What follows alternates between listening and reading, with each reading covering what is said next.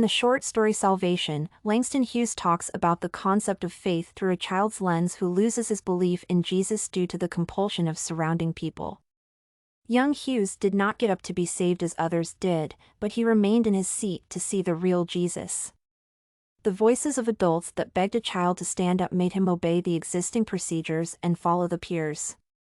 Nevertheless, their pressure led to the deep feeling of guilt and frustration that Langston felt after lying. As a result, a boy starts to have enormous doubt inside the little head and refuses to believe in the existence of Jesus who he never saw. I close this reading with grief as this story depicts the personal tragedy of the first big disappointment through tangible plot elements and details. The short stories are usually constructed to astonish the reader with an unexpected ending. Langston uses his narrative voice to confess at the end. Readers are introduced to be listeners of the intimate story where a child loses his faith through shame. My impression of Langston's story was deep compassion mixed with sorrow. The author portrays himself referring to his own childhood memories. The power of personal example and narration is especially evident as the audience is presented with the thoughts young Hughes has. I wanted something to happen to me, but nothing happened. As for me, I can admit that growing up I always wanted to feel unique and different from others. This needs to be involved in something transcendent and above the understanding of ordinary humans. There was a driving power inside the protagonist. Narration reveals it to the reader, and one can recognize themselves in this naive and ambiguous child sitting on the church bench. Another element that left a mark in my head is the settings of the Salvation. Hughes constructs an oxymoron of the church as a place where the protagonist loses his faith. The theme of religion is central in Salvation and develops throughout the whole story.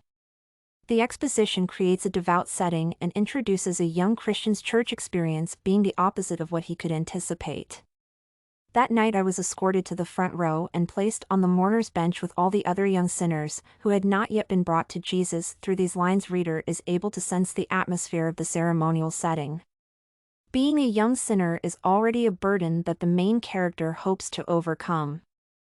I personally felt the tension in the way the formal procedure was designed in the first place.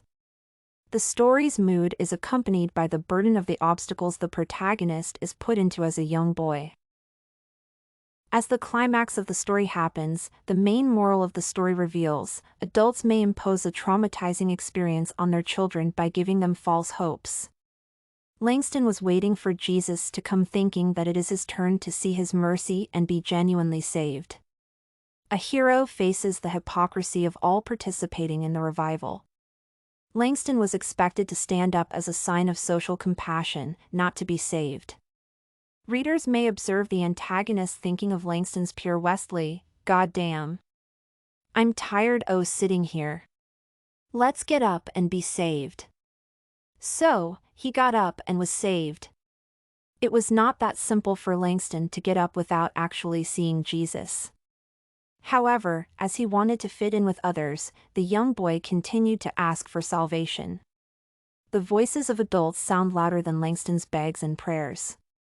After being asked to get up multiple times, the child obeys but starts to question everything around. Adults in this story plant a seed of doubt in Langston's head by their actions. Closer to the falling action and end, I started to question the meaning of salvation in this story. Salvation cannot be shortened to one step of standing up and admitting Jesus came. The word salvation has a central place in this story as it has a multifaceted meaning and leaves a mark on the reader's mind. After pretending to be saved and seen by Jesus, the doubt, the shame, and deep concern occupied the head of a 13-year-old. Constant pressure and pre-written standardized procedures only rooted the feeling of misery and disbelief. Langston failed to define salvation and chose to deny it. All he saw instead was the hypocrisy of Wesley, other children, and even his auntie. Readers observe how fragile and pure child thinking is and how easy it is to destroy it. Salvation through denial is another oxymoron Hughes uses to finalize his story using contrasts. Finally, in Salvation, the feeling of bitterness did not leave me, as the story of Langston's disappointment and disbelief is shown through elements and strong images. The narrative constitutes an intimacy, the setting reveals the obstacles and oppression, and the manifestation of salvation is a central symbol in this story. As a reader, I felt connected to the protagonist and his disappointment and disbelief in Jesus that he did not get a chance to see.